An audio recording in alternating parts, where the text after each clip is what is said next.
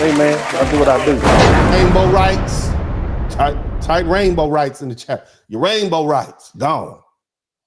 Gone. Okay? Gone. Out of here. All right, let's listen to the little lady right here. I'm gonna speed this up a little bit. Fairness, fair use. Departments in the federal government. Mm-hmm. The Office of Personal Management is set at 5 p.m. Eastern to meet the deadline for all government agencies to close those offices. So let me help you understand. All these people over the past 10, 15 years who've been taking feminist studies and equal opportunity studies and all that sort of stuff, you don't even have a job no more. Okay, you diversity, what? Diversity. Your degree is useless at this point. Shout out to my man, the contract. Thank you so much for the cash app.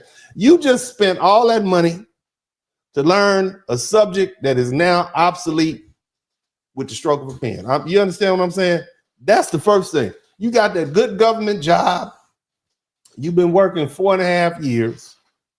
All right. And now the new president comes in and said, not only are you on leave, because setting you up for leave with pay, that's just so there's no need for you to file a lawsuit. We could just keep you at bay. You're getting paid. What are you filing a lawsuit for? You haven't lost anything. We're just gonna put you over there and hire. So we're gonna shut your department down, put you on leave, and that's it. We don't even have to deal with a lawsuit saying you were unemployed. You're not unemployed. You just on leave with pay. Go on about your business, find something else to do, go to Starbucks and complain. But let's keep listening to this. That's what's going on. All these people, bam, stroke of a pen, you're gone. That follows President Trump's executive orders to bring an end to DEI and to make America merit-based.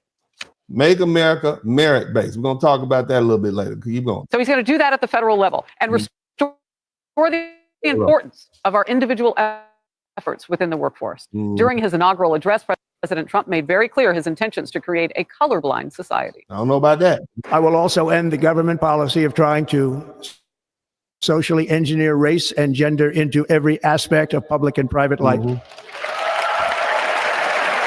I mean, it is what it is, right? Keep listening.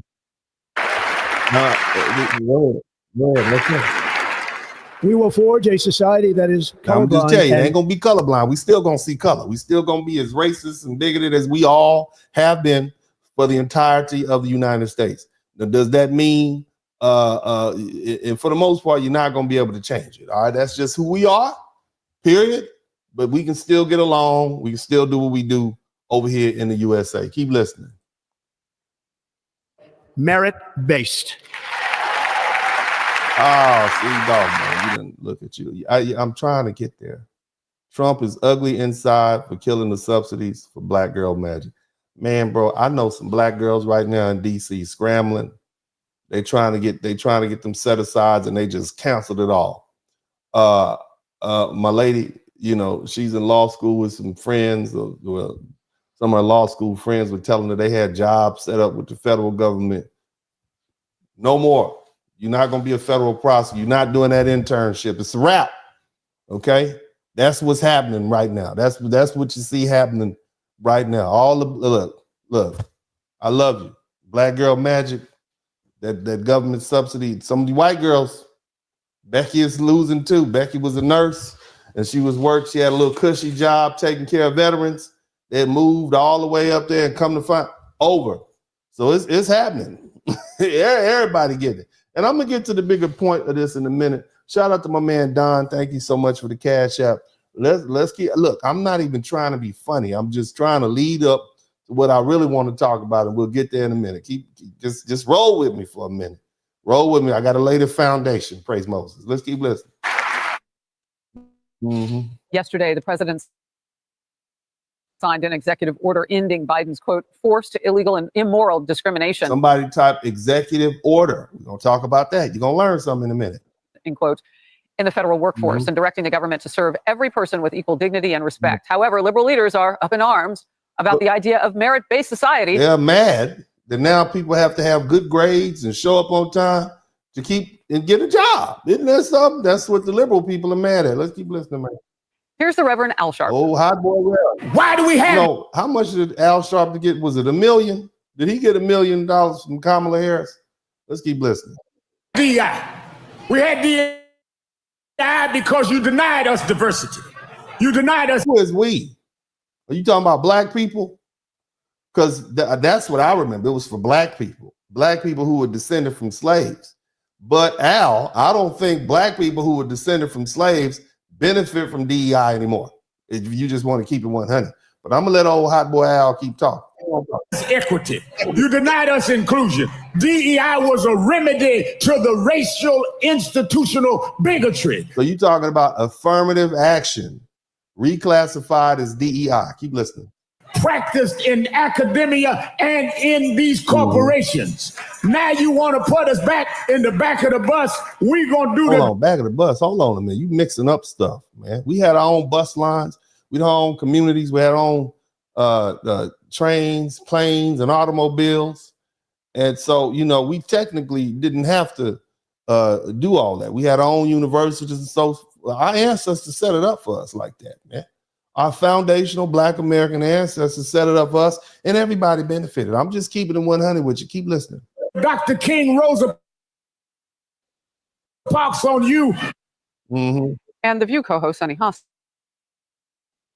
launched her own attack. Saying things. Now, this young lady is Puerto Rican.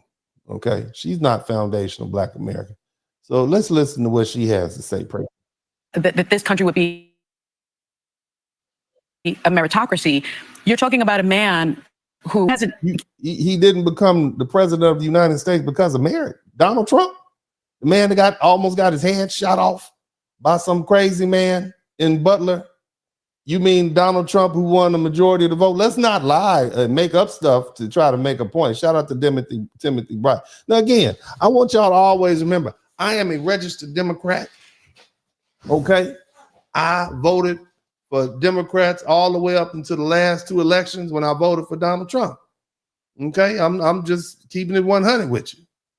All right, and I voted for Donald Trump because you know, the Republican Party at this time serves my interest, and my primary interests are making sure I live in a country where I'm not overtaxed.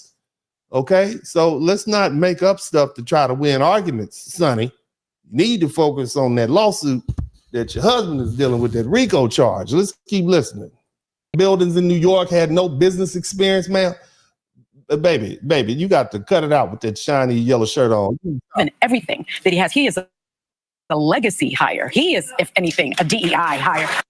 See, look at this, man. He's a DEI hire. You saying Donald Trump, 80-year-old Donald Trump is a DEI. I don't think he ever had a job. I think he always worked for himself. His daddy did things the right way and took care of his son. And that's why we have him as president. And the American people voted for him, ma'am. You know what I mean? Let's just keep it 100. Keep it going. I didn't earn it higher. I didn't earn it high. I'm just, my head is spinning. How did you go from being a lowly city prosecutor in New York to being on a major American network, right? Do you think it was because of your brilliance? Huh? Or did they just need to fill a spot and they needed to fill it with a safe Black Latina woman? Maybe that's what you a safe bet. Maybe that's what, maybe it's because you was a little cute. Maybe that's it. I mean, I don't know. You know, when we start talking about merit, we need to dig a little deeper. Ben, where is your Sunny Hostin and Reverend Sharpton decoder ring? Yeah, I think you look at Al Sharpton, this is like, all right, I'm going to get my network back going. I'm going to raise some money. This is a great moment for me. I go back to Martin Luther King because he quotes Martin Luther King like he's on Martin Luther King's side. He's the exact opposite. Martin Luther King said, I have a dream that for my four little children, we will one day live in a nation where we will not be judged by the always keep bringing up Martin Luther King. Why they always bring up Brother Martin? Let Brother Martin rest. Y'all, my Dr. Martin Luther King, when he died, he was one of the most hated men in America. When he died, Black folk thought he was a troublemaker. White folk couldn't stand him. They thought he was a communist. And now you want to dig my brother out of the grave, okay? You want to dig him up out of the grave and use him to throw up against another Black man. I'm just saying, okay? I'm just pointing it out. It is what it is, okay? And I see it happening all the time, and I think it's just a little bit annoying, okay? Let Martin Luther King work. And if you're going to quote Martin Luther King, what about the Martin Luther King that said he wanted his check? What about that Dr. Martin Luther King? What about the Dr. Martin Luther King who is said that at some point he said, I believe I've integrated my people into a burning house? What about that Dr. Martin Luther King? I'm just saying. Okay, let's keep listening. Let's keep listening. Color of their skin, but by their character. That is exactly what the president's now saying. We don't need a melting pot that you organize in some liberal woke agenda where you say, how many transgenders do we need? How many gays? How many straight? I just want to point out to the fact that Dr. Martin Luther King understood Dunbar High School, and he understood that black people at that time period when he grew up, because we talking about a speech that took place in the 60s. DennisSpurling got the mic on fire. Black father, I have black son. Tune in, weekly feeling inspired. From the heart, real talk ignite. Every episode brings to light. Subscribe, hit the like, won't you dare. Share the love, you know it's fair. Join us every week, don't be late. Drop some coins in the collection plate. Drop some coins, enjoy the ride. Come say hi, catch the wave, don't pass by. Lifted spirits always in sight. In this podcast, joy takes flight. Subscribe, hit the like, won't you dare. Share the love, you know it's fair. Join us every week, don't be late. Drop some coins in the collection plate. Drop some coins. Donation. I thought it was a track. Oh, you know, good